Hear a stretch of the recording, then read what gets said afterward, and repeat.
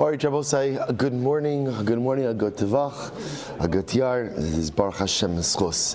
To continue Eretz Hashem now, in the uninterrupted time ahead, with Eretz Hashem, our journey through Daf Yomi, continuing by Basra, begin by thanking all of our sponsors for this morning share. To thank our Talmud Torah sponsors for Tishrei, Dr. Linda Weinberg, for dedicating all the Shemar Drashos this month in loving memory of her husband of 53 years, Dr. Paul Weinberg, Peretz Moshe ben Avram David, in creation of his fourth yard site, and Avram and Shandi Kelman, in memory of their parents, Jerome and Bernice Kelman, and Alexander and Frederica David. We hope that in the merit of our Talmud Torah, the Neshama Sav and Aliyah, the families in Nechama, and of course, as always, we dedicate our learning. We dedicate our learning in Eretz Hashem and the schos of the return of our hostages, the success of our precious and holy soldiers, and halavai, a year of shalom and besaros tovos for all of Klal Yisrael. We also good. All right. Well, so with that, let us begin. So today's daf is Kuf Chaf Dalid 124. We left off on the bottom of Kuf Chaf Gimel Amud Beis 123b, 5 lines up from the bottom. So remember again, we are still very much immersed in the topic of Nachla, of inheritance, hence the Parak Yesh Nochlin, and specifically focusing on the concept on the entitlement of the firstborn. So we know that Halacha L'Maisa, again, a Bachar gets Pishnaim, a Bachar gets a double portion. So we had a Brisa that highlighted this dynamic, and the Brisa was talking about the idea. Essentially, the Brisa said like this. The Brisa said that a Bachar, let me just tell you the Bryce again outside. A Bachar gets Pishnayim on Zra Lechayim and Keva, right? In other words, the illustration we used yesterday was Avraham died, Avram was a Kohen. He left behind 2 sons, Yitzchak and Yishmael. Yitzchak was the Bachar, for illustration purposes. Yitzchak was the Bachar. So what happens now? So again, if Avraham left in his possession any of the Kohanic gifts, Yitzchak, his son, would get a double portion in those portions. Now the truth is, the Gemara gave even a bigger chiddush, Makirei Kahuna, all that, but we don't have to get into that right now. The Brisa then went on also to discuss the idea about Mukdashin, consecrated items. A Bachar also gets double portion. The Gemara defined that. What is that talking about? Kachim Kalim. And then the third case, which is what we're going to focus on now, is the case of Muskeres Biad Achirim O Shahai Ruah Ba'afar. So for example, let's say Avram had a cow and his cow was leased out to someone else, right? Or rented out to someone else, or was just grazing on its own. And after Avram died, before the estate was divided up, the cow, Mazel Tov, gave birth. So Yitzchak the Bachar gets Pishnaim in that. Now I will say, that topic is what we're going to spend the bulk of today on. That's a totally different topic. Now what that topic has to do is as follows. Let me just highlight this outside and then we'll go back to it inside. In general, right, so what we'll call it firstborn portion, Pishnayim 101, is that what does a Bachar get Pishnayim in? What does he give Pishnayim? Muchzak, which up until now has always meant that which the father actively owned at the time of his death. But anything that is Roi means entitled, right? Any entitlements, a Bachar doesn't get Pishnayim. Now, we're going to try to have to define what does that mean, something entitled. So for example, where is this going to come up? Let's say after Father Avraham dies, there is shevach, there is some type of increase or some type of benefit that accrues to his property, but it occurs what we call me'eleha. It occurs by itself. It's not roi. So in other words, is that roi or is that muchzak? That's going to be our fundamental question we're going to delve into now. Okay, so with that, let's go back. 5 lines up from the bottom. So, then we just did half of yesterday's daf in 3 minutes. Okay, incredible. It's kind of like when my wife asks me to tell her over the drasha, right? And I say it to her in like a minute and a half. She's like, wonderful. So why did it take 19 minutes in shul? All right, that's fine.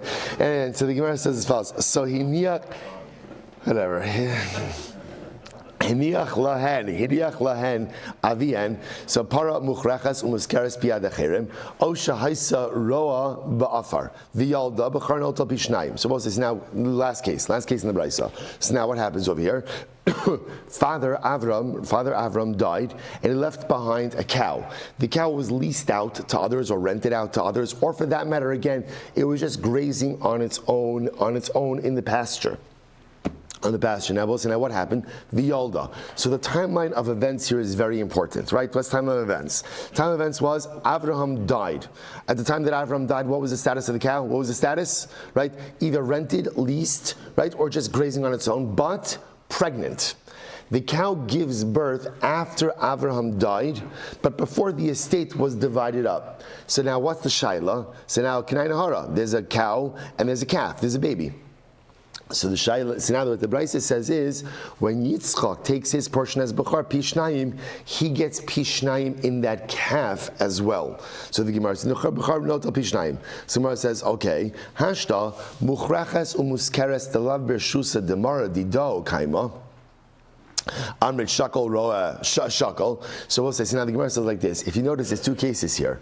Case number one is where the cow was leased out. So obviously, if the cow was leased out, which means it wasn't in Avram's possession at the time that he died, and yet even in that case, when the cow gives birth, Yitzchak, the firstborn son, is going to get Pishnayim, then Roa Ba'eframi Boy. Then obviously, if the cow is out grazing on its own, of course Yitzchak is going to get a double portion. What's the Chiddush?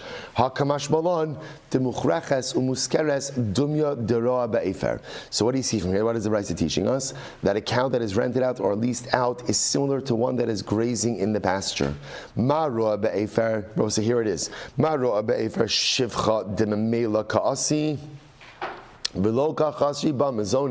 So just like when the cow is going ahead and grazing out in the pasture, shivcha demelakasi. So the improvements or enhancements, right, come on their own, and no one's out any money, because since the cow is out grazing, so therefore again no one has to actively feed it. Top of Kuf Chav Dalid. Af muchrachas umuskeres shivcha dememela kaasi telo chaser b'mizoni. So too, when the cow is leased out or rented out, someone else is maintaining it, right? And therefore, again, the shevach, the improvement comes memela, just comes on its own, and again, it hasn't cost any of the brothers anything. So we'll say, so here is the chiddush. Here is what is being espoused. That if after the death of the father, before the estate has been divided up, if property improves on its own, in other words, so no one invested any time or capital in the improvement of the estate, but the estate improved on its own, a Bechar gets Pishnayim of that improvement, which is another way of saying that improvement is not called Roi, but rather what is that improvement called? Muchzak. But again, there's two criteria that have to be in place. Number one, it's what we call Shivcha Memela Kaasi. It improved on its own. No one did anything. Like the cow gave birth on its own, and no one had to spend money on this improvement. If those two criteria are satisfied, then in addition to all the other property that obviously the father owns at the time of his death, that the Bechar gets Pishnayim, the Bechar will get Pishnayim in this improvement as well. Incredible. So the Gemara says, who is this? Whose opinion is this? Because as we're going to say, what's always exciting about Gemara? You're like, I have no idea. I'm waiting to find out still, right? I've been here for years. And I just want to say, no, it's exciting about Gemara. So what's exciting about Gemara is sometimes the Gemara will present a fact, right? And then it turns out that fact, which sounded so simple, so pashat, that everyone agrees with, is in fact subject of tremendous machlokes. See, here we go. The Gemara says, okay, so now you've just gone ahead and espoused an idea. The idea is that if improvement occurs to the estate and the improvement incurred on its own, and there was no outlay of cash by any of the other brothers, then a Bechar gets Pishnayim of that improvement. So the Gemara says, tell me, whose opinion is that? Money. Here we go. It's Rebbe. This time, say here it is. The Brisa says, "Ein bechar notal pishnayim b'shevach sheshavchu nechasim la'achar misas avihen."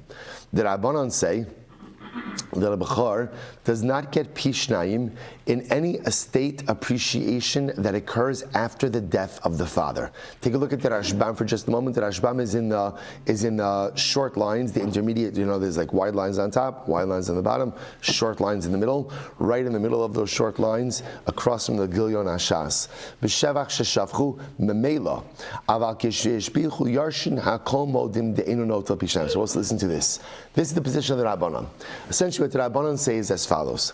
The Rabbanon say that that the Bechar's Pishnayim is calculated at the time of the death of the father. The moment the father dies, whatever the estate has in that moment, that's what the Bechar gets Pishnayim.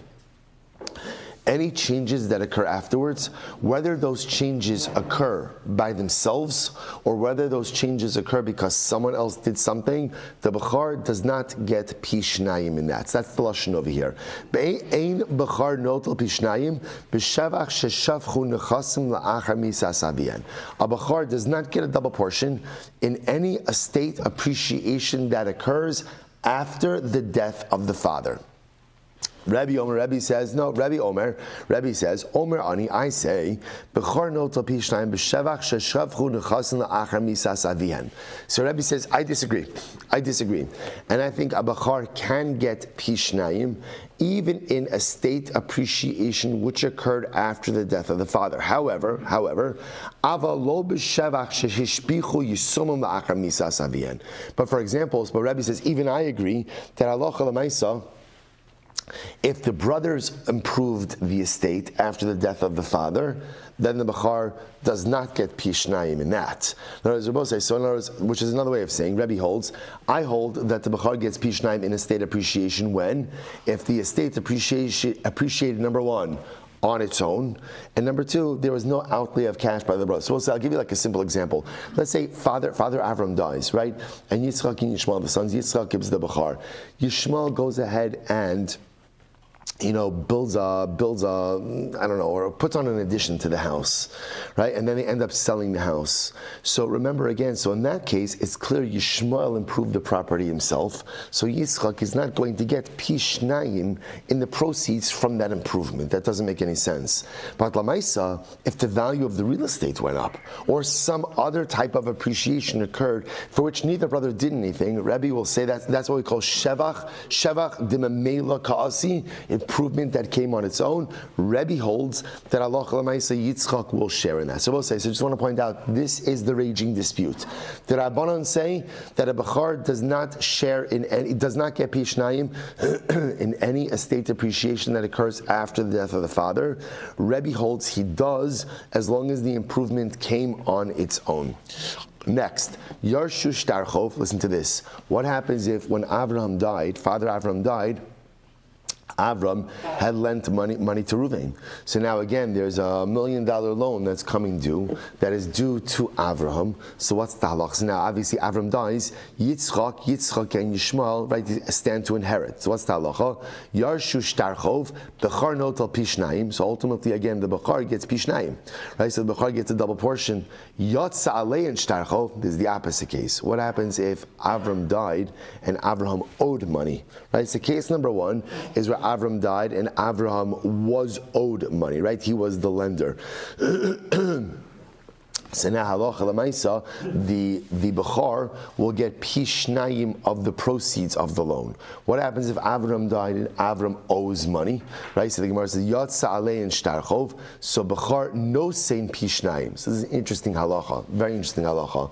So we'll say, so now obviously the debts of Avram passed down to his estate. So now Avram's estate has to pay back the debt. Avram's children have to pay back their father's debt. So interesting enough, what the Gemara is highlighting over here is the same way that a Bechar gets Pishnayim of inheritance, he also inherits Pishnayim of any outstanding debts. So Yatzalei and Shtarchov, Bechar no same Pishnayim. Now here's what's interesting. Here, there was, take a look at the Rashbam for just a moment. So this is actually the first wide line. Actually, before we get to that, look at the previous Rashi, the last Rashbam in the short lines. Yarshu Shtarchov, Hainu Milva Bishtar. So we'll say, so the Rashbam points this out over here, and this is very important. We're obviously talking about loans that are recorded in documents. Undocumented loans are, none of this stuff applies, because undocumented loans, generally unsupported loans, the estate is not going to be chayiv for. So this is a milva b'shtar. The Rashbam says, "Hainu milva b'shtar bechar notel pishnayim dechevan demuchsak b'shtar va'pi hashtar govenes hanova haru ki'ilu hashtar hishbiach danu nechasim sheshavchu memela." So again, we're going to get into this a little bit more. Now here's what's interesting about say is that I would have thought before this discussion that a loan is considered to be what? roi, not muchzak. So what's interesting about, and therefore again the Bechor shouldn't get anything, this is what the Rashbam is highlighting. The Rashbam says, when you have a loan recorded in a document, that is like muchzak, which makes sense, right? Which makes sense. In other words, it's not, although it is something that is owed because it is secured, halacha will view it as muchzak, and therefore a bechar gets pishnayim. Bechar gets pishnayim in it. Okay. Now I will say, now on the other hand, now look at the next Rashi. I'm Yatzal in Shtarchol, first wide line. Shechayv avim ma'acherim milsa ba'an pei nafshehi v'divrei akol afilu below yarshushtar mari. So listen to this. If on the other hand the estate owes money, the bechar is going to have to go ahead and pay a double portion. Now watch this. V'im amar eini nosin ve'eini notel. What happens if the bechar says, you know what? I yield my pishnayim right. I yield my pishnayim right. I don't need to inherit a double portion, and I don't want to be on the hook for a double portion of paying debts. Then what's the halacha? Rashai, he's allowed to. Take a look at the Rashbam. Vim Amar Eini Notel Pishnayim Mikol Yerushas Avi, third white line.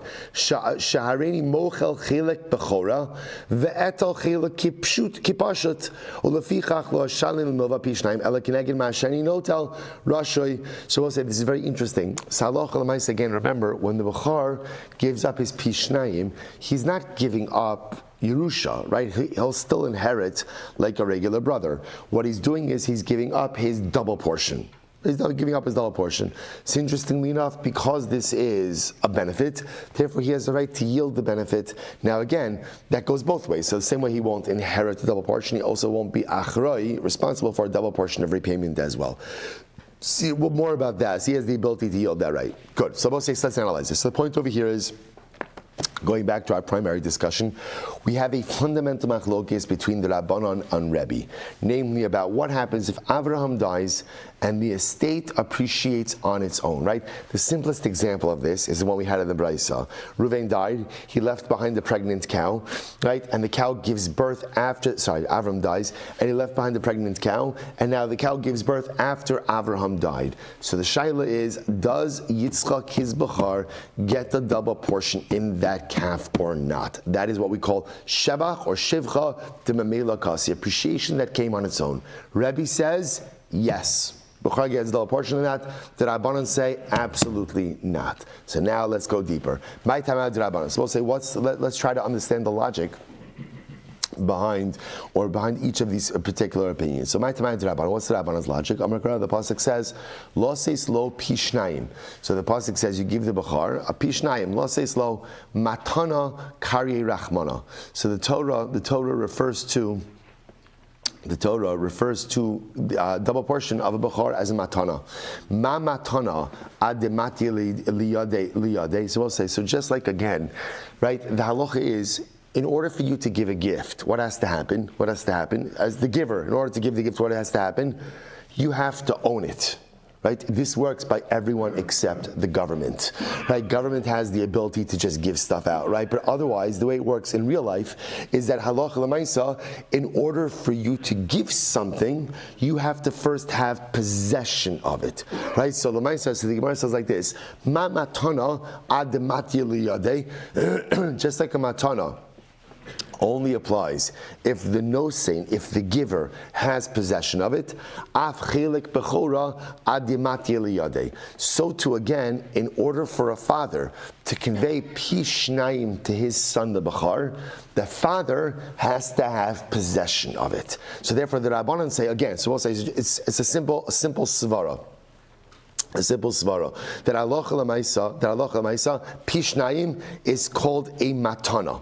It's called a matana. So just like a matana, in order, if I want to give you a gift, I have to possess the item I'm going to give you. Otherwise, I can't give a matana if I don't have it. So too, again, a father can only convey pishnayim if halacha l'maisa he has it in his possession. When? At the time of his death. If it's not in his active possession at the time of his death, he can't give pishnayim. If you take a look, by the way, And to Rashban for just a moment, it's like the middle of the Y lines. Rashban says, "Adamati liyadei dinosein b'cho." Dinosein eni yochol litna la'acherim te'ein adam makna davar shelo bali olam. You can't convey ownership of something that does not yet exist. So the same way, if I want to give you a gift, I can't gift you something that I don't currently possess. So to say the Rabbanon, Pishnaim is called the matana, and therefore a father cannot give his firstborn son a double portion of something he doesn't yet possess. Therefore, Pishnaim, the din of Pishnaim only devolves upon property actively held and owned by the father at the time of his death. That's the logic of, excuse me, that is the logic ultimately again of the Rabbanon. The Rebbe says, Rebbe Omer, Amar Kra, Pishnaim. Rebbe says, look, the double portion is called Pishnaim. What is that? A double portion. Makish, Chelik Bechor, the Chelik Pashan. So what do you see from here? You see that the Chelik of the Bechar is compared to the Chelik of a regular brother, right? Because again, what do we call the Chelik of a Bechar? Pishnayim, double portions, which means we look at what a regular brother gets, and he gets double. Now again, Homachlok is about how exactly we measure out Pishnayim, but not for now. So therefore, the Torah equates the Bechar's portion to a regular brother's portion. Machilik pashat afagav de lo matliyodei, avchilik bechora afagav de lo matliyodei. So we'll say, so now remember again, how does it work with a pashat? A regular brother, what does a regular brother inherit? What does he inherit? Everything. Everything, right? We'll say, remember, when, let's say for example, just as another example, let's say Avraham died. Avram's the father, he died. He left behind two sons, Yitzchak and Yishmael. But it happened to be that oldest child was a daughter, right? Sarah. So what's Talacha? So there's no Bachar. So who inherits Avram now that he died? Who inherits him? Yitzchak and Yishmael. How do they split the inheritance? 50-50. What do they inherit? Sorry. What do they inherit? They inherit everything. Ra'oi, muchzak, they get everything. So Rebbe says, the chelik of a bachar is compared ultimately again to the chelik of a pashat, right? And therefore again, whatever laws govern the chelik of a pashat govern the laws of a bachar. Now, that is not a totally comprehensively true statement, because even Rebbe will agree that of course there are distinctions, because we're going to see Rebbe also subscribes to the distinction between Ra and Muchzak. The point that Rebbe is making over here is, to a certain degree, at least to a certain level, the chelik of the Bechar mirrors the chelik of the Pashat. And therefore again, just like the Pashat, we'll go ahead. Just like the Pashat will go ahead and halacha l'maisa, go ahead and acquire, just like the Pashat will acquire shevach, improvement that comes on its own, so to the Bechar will acquire ultimately improvement that comes on its own. So the Gemara says as follows. So therefore, machilik Pashat avagav lo matli yadei, just like the Pashat will go ahead and will acquire even from things that he has not yet, that are not yet in the father's possession. So to the chelik of the Bechora, things that are not yet in the father's possession at the time that he died, i.e. appreciation that comes after the death of the father, the Bechor will also go ahead and acquire. Take a look at the Rashban for just a moment. Machilik pashat avagav lo matli adei dechala roi shebaolam haben yoresh mi'aviv taha lo ikri yerusha matana denema einanot pasha. So again, we'll say, so therefore it turns out that the fundamental machlokes Rabbi and the Rabbanon is based on the following idea. The Rabbanon hold that Pishnaim is called a matana, and therefore again, just like in order to give a matana, you have to have possession of it in order to give it. So in order for the father to give Pishnaim, he has to have it at the time of his death in order for the Bechor to take a double portion. Therefore, again, any appreciation that occurs later on, halacha l'maisa, the Bechor will not share in it. Rebbe, on the other hand, holds that no, Pishnaim is compared to regular Yerusha. And just like regular Yerusha, right, a regular son will inherit any appreciation that occurs on its own, so to the Bechor will get Pishnaim in any appreciation that occurs on its own. Incredible. Now, I'll say, so now we know how this is going to work. So now each one is going to ask the other what they do with the other's pasuk. So the Gemara says, V'Rabbanon nami haksiv Pishnaim. What do the Rabbanon do with the phrase Pishnaim, right, that Rebbe uses to teach me that the chelik of the Bechar, or the chelik of the Bechar is like the chelik of the Pashat. Hahu lemeisve leachad mitzra. This is very interesting, to teach me that the Bechar gets his double portion on one border. Now listen, what does that mean?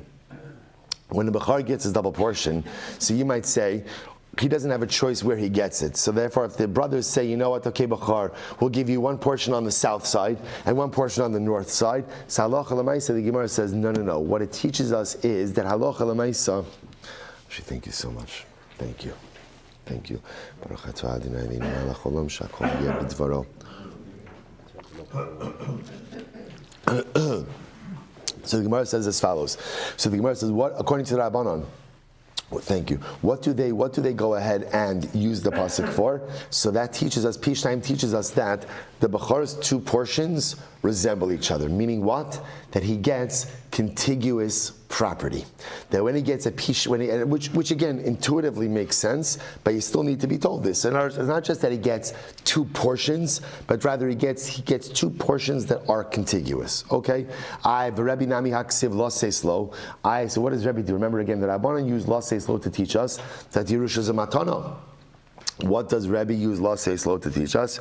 Shem Amar Eini Notel ve'Eini Rashai. So we'll say that teaches us that here's what's interesting. That's what? That yes, Yerusha is a matana. What does it mean that Yerusha is a matana? That just like if somebody wants to give you a matana, you have the ability to what? To say no thank you. To say no thank you. You could say no to a gift. Ultimately, again, so too. So therefore, again, so too a Bechar has the ability to say, Eini notel ve'eino rashai. I'm not taking pishnayim, and I don't want to be responsible for a double portion for the debts either. Okay, so beautiful. So we'll say, so therefore, halacha l'maisa, this is our fundamental machlokes, Rebbe and the Chachamim, or Rebbe and the Rabbanon, ultimately about appreciation that occurs on its own to the estate after the death of the father, but before the division amongst the sons. Does the Bechar get pishnayim in this? Rabbanon, no. Rebbe, yes. Now we've seen their respective positions and where they glean those respective positions from. A couple of more cases. Amar Papa, Dikla va'alim, Ara va'asek sirton. So we'll say, what about the following cases? So Papa says, let's say again, Avram dies and he left behind a palm tree. Left behind the palm tree. And after his death, right after his death, but before the division of the estate, the palm tree gets bigger. Olim means, if you look at the Rashbam, 4 lines from the bottom of Olim, Shinis Ava Achrekein, Vehekein Hiniach Lahem Ara V'aska. So we'll say, so for example, the palm tree just got bigger, right? So because it got bigger, bless you, therefore it became more valuable. Or, for that matter, he left him a field, and the field became more valuable. In other words, Sirton literally means it acquired more dirt, like more dirt washed up on it, and therefore the field just became thicker. So these are cases of appreciation, but if you notice over here, the appreciation is a little bit different. What's different about these cases? The object is the same, there's just more of it, right? Contrast that with the case of the cow that gives birth, right? Before it was a pregnant cow, now there's two cows. So Rav Papa says like this, in a case of where Avram died, left behind the palm tree got bigger. Or the ground, the earth became thicker. The kuli amalo pligi dishakal. It's very interesting. Everyone agrees that the Bechar gets pishnayim. Everyone agrees, even the Rabbanon. Why? Ki pligi. So where does Machlokes come up with? Bechafura v'hava shuvli. So for example, again, where let's say Ruvain died, and there were shoots, right, in the ground, and those shoots became ears of grain. Or shalufafi v'havi tamri. Or when Ruvain died, there were blossoms, and the blossoms became dates.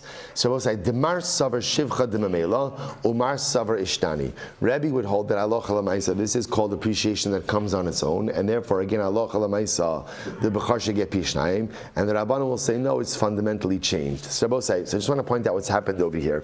So just to take a step back, the machlokes between the Rabbanan and Rebbe is in a case of where the estate improved, but that improvement really, the estate evolved.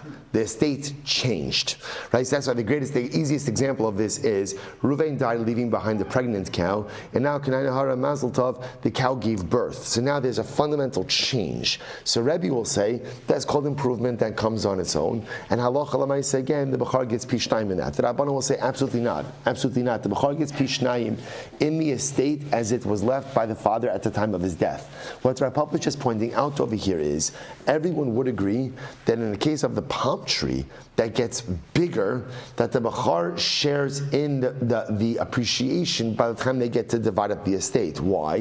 What's the logic there? It's the same tree. It's the same tree. The machlokes only comes about when the item in question has fundamentally changed, right? So the shoots turn into ears of grain, or the blossoms turn into dates. Where there already, again, there's something different that's occurred. That's where we'll have the machlokes, Rebbe and the Rabbanan. So just an interesting case. So that machlokes is still there. We don't know the resolution of it. It's still holding. We're going to see it tomorrow, Meretz Hashem. So it's kind of still hovering there, but it's just important to understand that in the case of where the item itself is the same, there's just more of it. Everyone agrees that Bachar gets Pishnayim in that. Incredible. Amar Rabba. So we're not finished. We're not finished yet. Amar Rabba Barchana. Amar Rabba Barchana. Amar Reb Chia. Asa kedivrei Rabbi Asa. So this is about okay. So now this is great. It's really great. So Rabba Barchana says Reb Chia. If you paskin like Rabbi, shkoyach. Okay, good. Asa kedivrei Chachamim. Asa. And if you pass like the Chachamim, it's good. You're like, if only all of Yiddishkeit could be like this, right?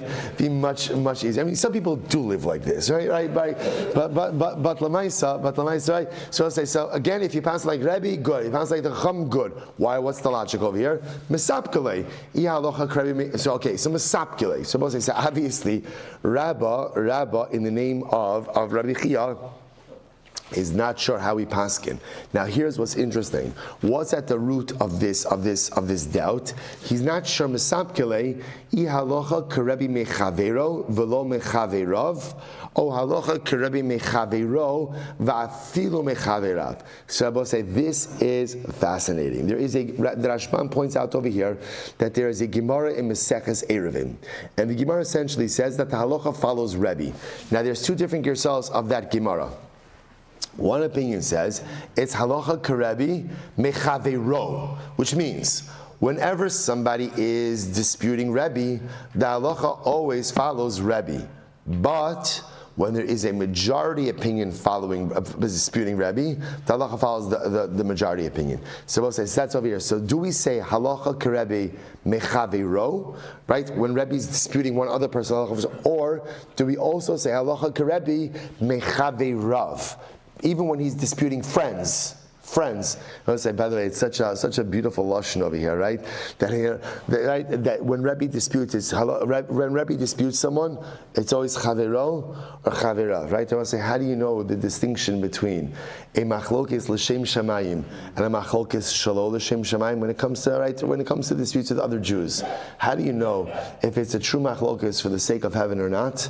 If you love the other person who you are arguing with, if you still feel he's your chaver, even though you have a vehement disagreement, maybe even an irreconcilable agreement, if you could still love the Jew you are disagreeing with, that's a machlokes l'shem shamayim. But if at the end of the day he's no longer your chaver, but he's your sworn enemy because you disagree with him, that is not a machlokes l'shem shamayim. That's just machlokes. So the Gemara says as follows. So Rabba himself is not Shanboses. And remember, in this case over here, so Rebbe is disputing the Rabbanon. So Rabba himself is not sure, do we paskin that the halacha follows Rebbe mechavero, and therefore in this case we'll pass like the Rabbanon, or no, halacha even follow like Rebbe mechaverav, even a group, and therefore the halacha follow Rebbe. Okay. And therefore, the Gemara of Amrav Nachman says, Nachman Amarav Aser Lasos Kedirei Rebbe. Okay, so Rav Nachman a little more equivocal, and says it is Aser to paskin like Rebbe, which means again on both sides, which means that in the case of appreciation that comes on its own to the estate after the death of the father, Bachar will not get pishnayim. Kasavar, he holds halacha kerebi mechavero velo mechaverav. See, obviously, also that the halacha follows Rebbe only when Rebbe disputes someone else, but not when Rebbe disputes a group. Rav Nachman didei amar mutar lasos kedivrei Rebbe. Rav Nachman himself felt that halacha l'maisa you could paskin like Rebbe if you want to. Kasavar halacha kerebi mechaviro va'afilu mechaverav. So both say so. Apparently, so remember again, there's Rav Nachman in the name of Rav. Rav Nachman in the name of Rav says he's quoting Rav. Rav paskins you cannot paskin like Rebbe because since Rebbe is disputing a majority opinion, Rabbanon, therefore the halacha follows the majority. Rav Nachman himself felt that you're allowed to paskin like Rebbe because the halacha follows Rebbe even when he's disputing a group. Amar Rava says, Aser lasos kedivrei Rebbe. Right? So Rava says it is aser to paskin like Rabbi. V'im asa asay. But if he did, it's fine. Right? So what is that? What is that? Kasavar matin itmar. He says like this. He says at the end of the day, essentially at the end of the day, the halacha is that when Rebbe disputes a majority, the halacha follows the majority. However, again, Rava himself feels that the halacha really seems to point in the direction of Rebbe. So therefore, ideally, do not paskin like Rebbe. But if you did end up paskin like Rebbe, it's fine. Okay. So we'll say. So again, you begin to see how profound this machlokes is, right? So now we have the machlokes Rabbi and the Rabbanon, and now all of these sub machlokes about how do we paskin, like Rabbi or like the Rabbanon. Okay, so still unresolved. Tani Rav Nachman b'shar sifri debei Rav b'chol asher yimatzeh lo.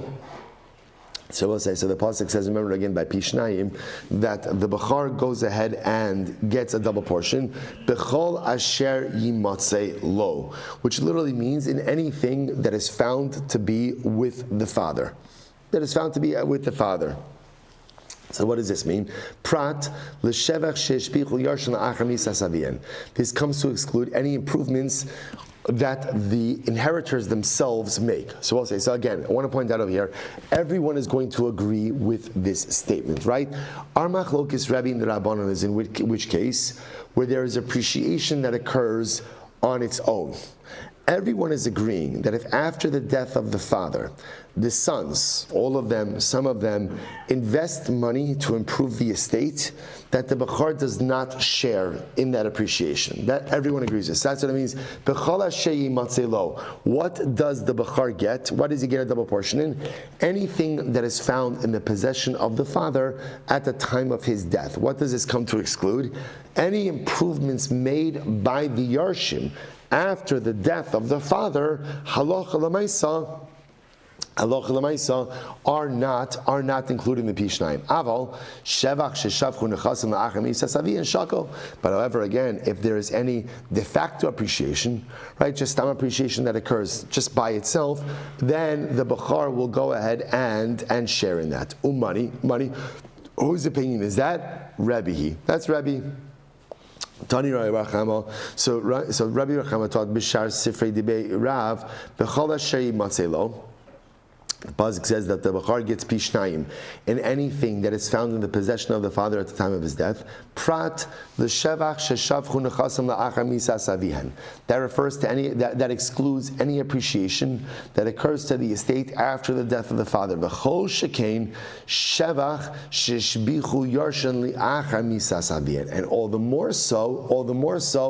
If the heirs themselves actively improve the estate, then Allah certainly the Bechar won't get to share in it. The lo shakol umanu, and whose opinion is that? Rabbosai? That's the Rabbanon. Okay, so just two more brises, one supporting Rabbi, one supporting the Rabbanon. Rabbi Yehuda Shmuel. Ein Bechar notal pishnayim b'milva. Okay. So what's this? Now remember again, the Gemara mentioned this the opposite way on Amud Aleph as a davar pashat. Now we see it's not a davar pashat. So Rabbi Yehuda said the name of Shmuel. A Bechar does not get a double portion in a loan. So for example, Avram before he died lent $1 million to Ruvain. So now the loan is, Avram died, now the loan is coming due. So now again, Avram has two sons, Yitzchak and Yishmael. Yitzchak's a Bechar. So now comes along with the same Shmuel, Yitzchak the Bechar will not get a double portion in that loan. So Laman, whose opinion does that reflect? So the Gemara says, Ilem al Rabbanon. So if you want to say it's according to the Rabbanon, Hashta Shiv I will say it's obvious that according to the Rabbanon, right? Because remember again, the Rabbanon hold that even property that's in possession of Avram at the time that he died, and that property improves on its own afterwards, the Rabbanon say that the Bechar doesn't get pishnayim. All the more so a loan which is not in the possession of Avram at the time of his death, certainly a Bechar doesn't get pishnayim. Elul Rebbe. So rather, interestingly enough, it must be reflecting the view of Rebbe. Who? Okay, let's analyze this. What about what we learned before? Yarshu shtarchov, right? This was the brisa we had in Amud Aleph. What was the brisa? Yarshu shtarchov, if the children inherit alone, bachar notal pishnayim, bein b'milva, bein b'ribis. The Rebbe says, obviously this is talking about a permitted interest transaction, right? What's an example of a permitted interest transaction? To a non-Jew, right? A Jew is allowed to lend interest, to lend money with interest to a non-Jew. Right? So now let's say again, so Avram went ahead and Avram lent $1 million to Joe, right? Joe the Gentile, right? And now again, that loan is coming due, and he lent him again with 5% interest. So now the loan is coming due.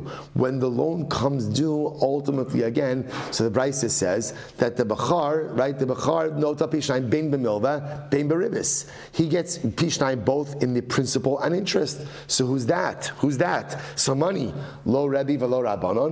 So I'll say, so now you're telling me that everyone agrees that a Bachar doesn't get Pishnayim in a loan.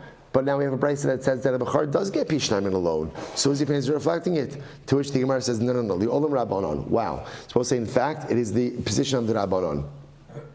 Now watch this. You need this statement. Why? So we'll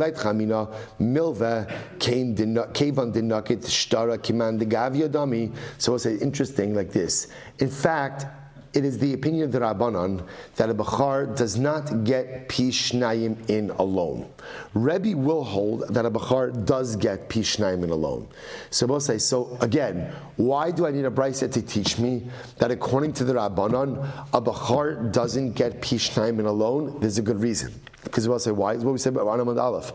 I would have thought that even the Rabbanon agree that a Bachar does get Pishnayim in a loan. Why? Because since the loan is recorded in a document, maybe it's as if what? It's already collected. Maybe that satisfies the criteria, b'chol asher yimatzelo, right? Since at the time that Avram died, Avram had the loan document. So maybe halachically, that loan is considered to be as if it is already collected, and therefore halach lamaisa again, b'char should be entitled to pishnayim. Kamashmalon, no.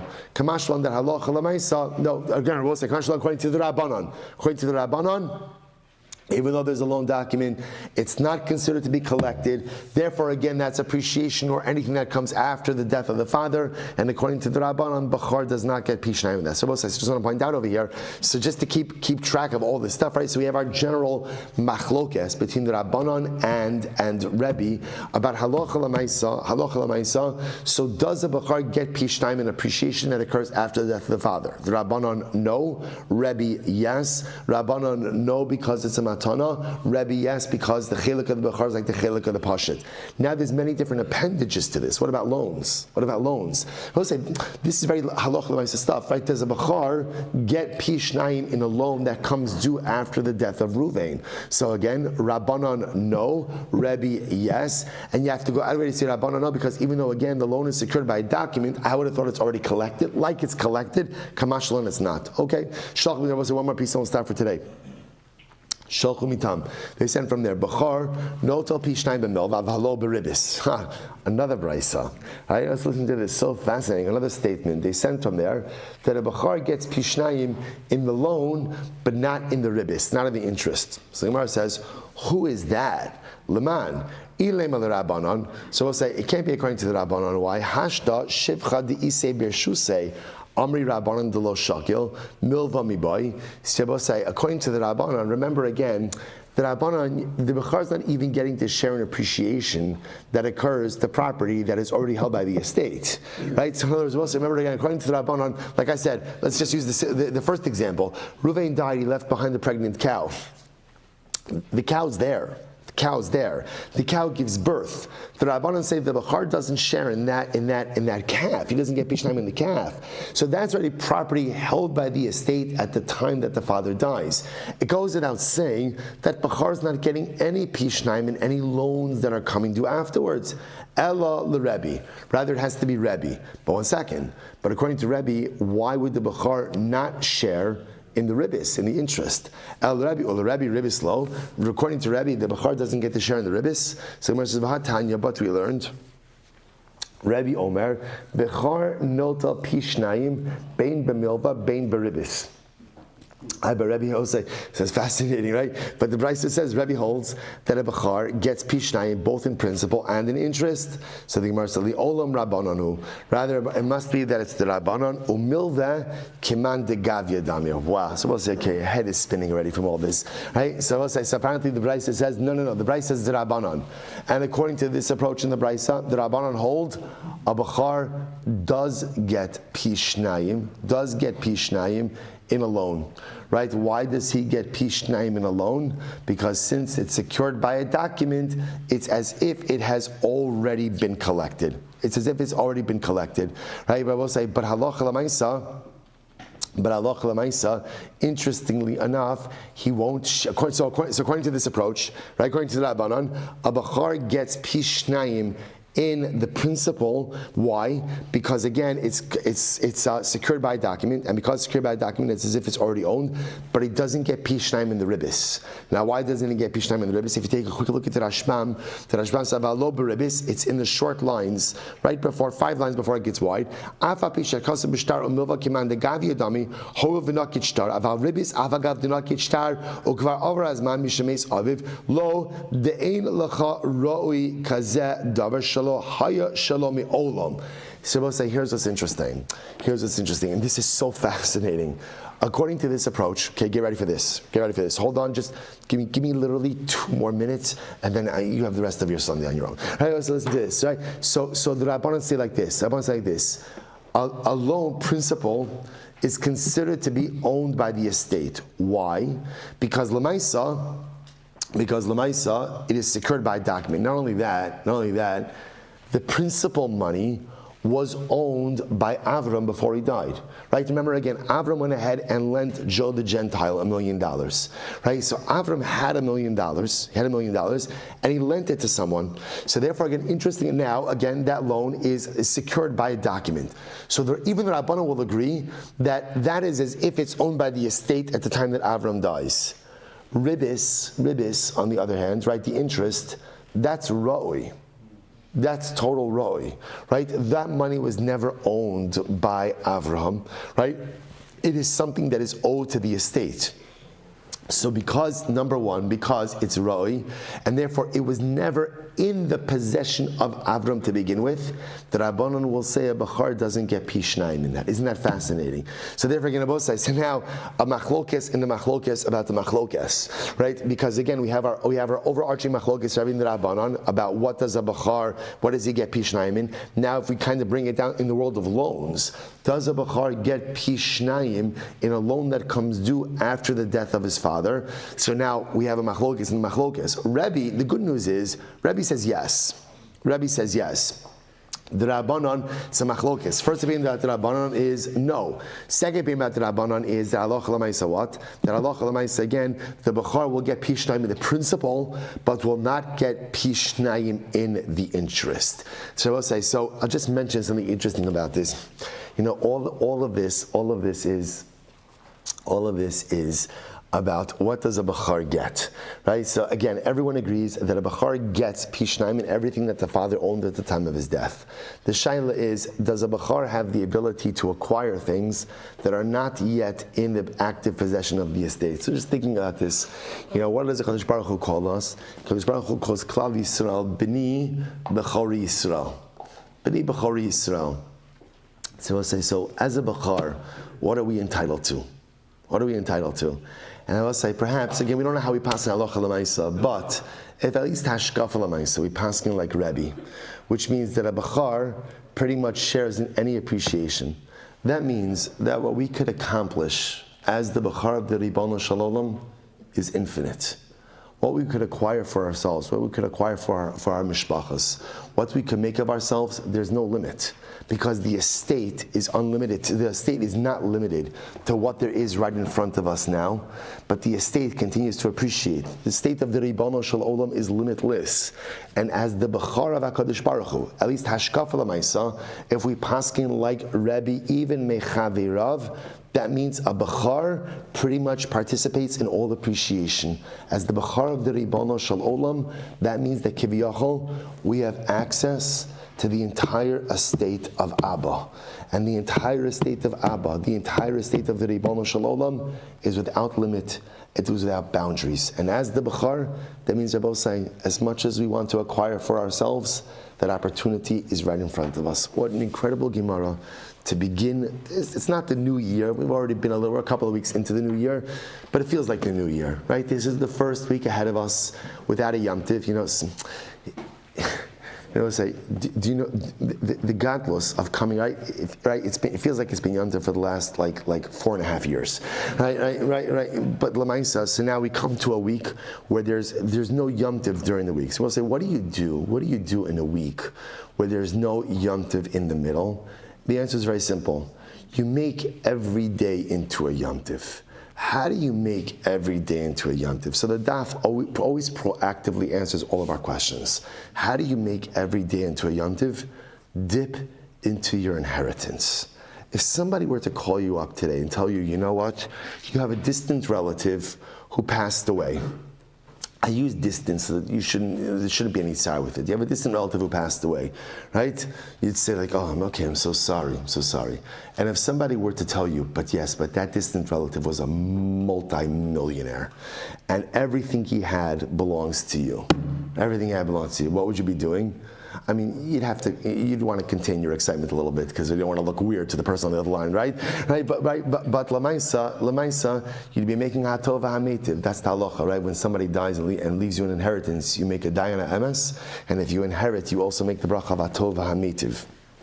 If somebody were to tell you that, you would be overwhelmed. So kibiyachol, here's what we have. We have the inheritance and no one died. Right? The inheritance comes from HaKadosh Baruch Hu, where the Bechar of the Ribono Shel Olam, and no one died. Right? No one was harmed in the making of this inheritance. Right? So Lamaisa again, and it's inheritance without boundaries, beli mitzarim. So we'll say that's a Yom Tov. That's a Yom Tov. The greatest inheritance of all time is right at our fingertips.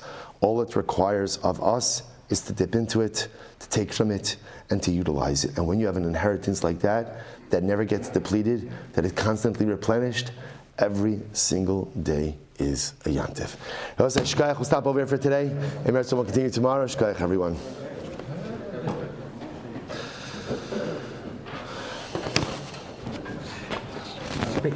Make it